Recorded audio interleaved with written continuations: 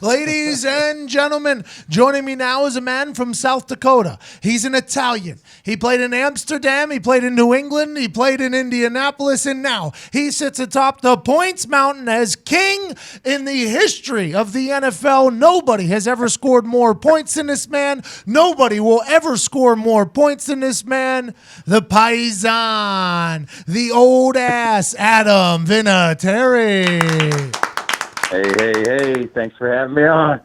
Hey, thanks for sneaking us in here. I tell you what, I saw your top of the mountain thing yesterday. I literally had to watch it about 3 or 4 times. Laughed and cried the whole time. It was awesome. I had to make the Italian bulldozer job. I had to get the Italian side. You know what I mean? You're quite a paisan. Yeah, I love it.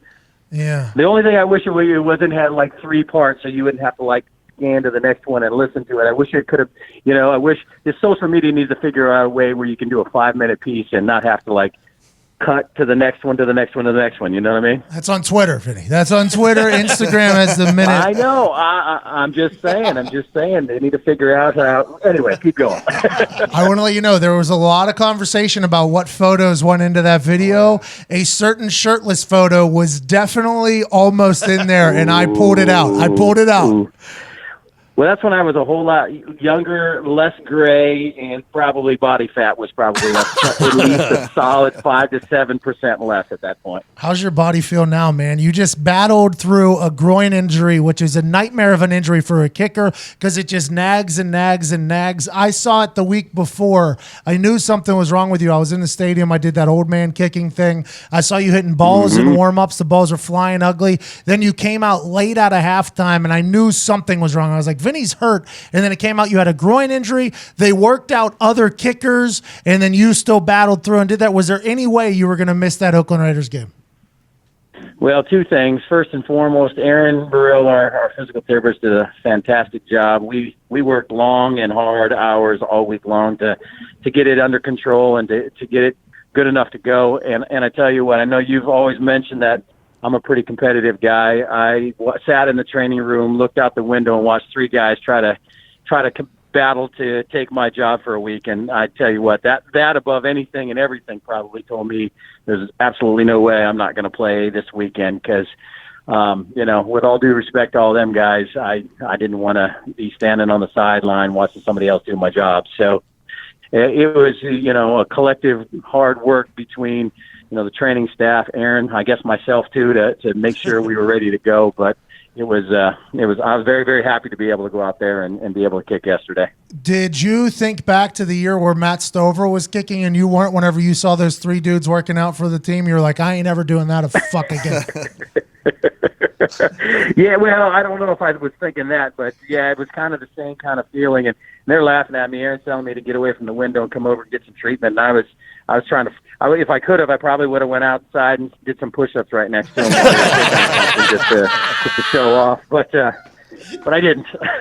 The Colts never called me and asked me to kick. I put a good resume on tape there, kicking as an old man. They never asked me to come try out, so I was a little upset about that as well. That's pretty disrespectful, and I don't know, man. You probably should make a phone call about that. I just did. I just sent it out into the universal, see what happens. Whenever you were hitting the ball in Oakland in warm-ups, they showed you right before you went out to kick that 25-yarder, and you had this look on your face, and it seemed as if you kind of realized what was about to happen.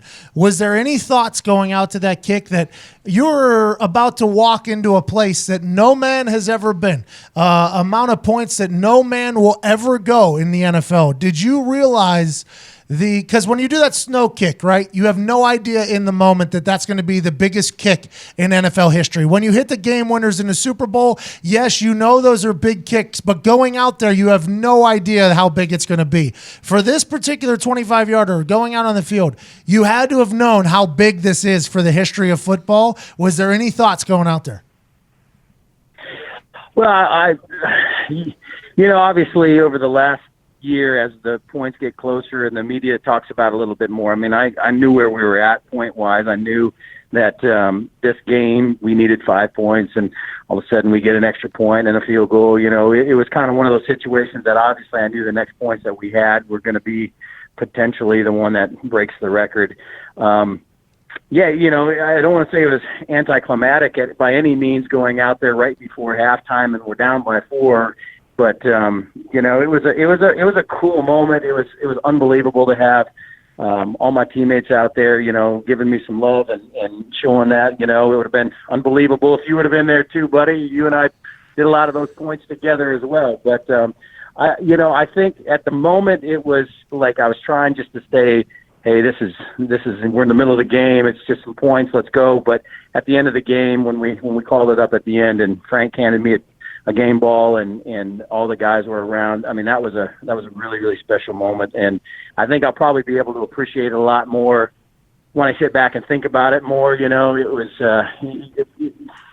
I don't know. It's one of those situations where I never thought I'd play this long. I never thought I'd have an opportunity to. I remember playing against Morten in 2007, I believe, and that was his last year. And I was thinking, man, this guy, exactly what you always said to me, this guy is so old and so long, and this number is so big that there's no way anybody's going to get there. But, the last couple of years, as we slowly chipped away at it and kept going at it, the thought became close to reality. And it's amazing. My wife and I, even last night, we just sat there and talked about it when I got home, and she said, we saw that number, and you said, Adam, let's make a run for it. And these years and years and years together just kind of came to that moment, and pretty special to sit there and it's a weird feeling when you go, nobody in the history of the NFL has kicked more points than that. It's a weird feeling, because then you sit there and go, really? I mean, like, let's keep, I don't know. It's just different, Yeah, I completely understand. What'd you do after the game? Did you and the lady have some wine, maybe some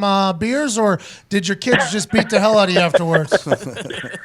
This is how special my family is. After the game, they went and made a bunch of signs and decorated the house and did a bunch of stuff. So at about 2:00 in the morning when I get home, my wife hears the car come in, and she gets all the kids up, so they're all there when I got there. And hey, Dad, congratulations! It was a wild moment. It was pretty special, just being able to, even though it's 2:00 in the morning, they should be sleeping. They got school tomorrow. For them to come and give me a big hug, and it just shows the commitment that not only, I mean, obviously as a football player, you know what you have to do, but the commitment that your family goes through as well over all these years to support and do all that stuff as well was a pretty awesome thing. Was there any thought right after you kicked that ball, take the cleats off, tell everybody to suck it, and walk right out of the stadium?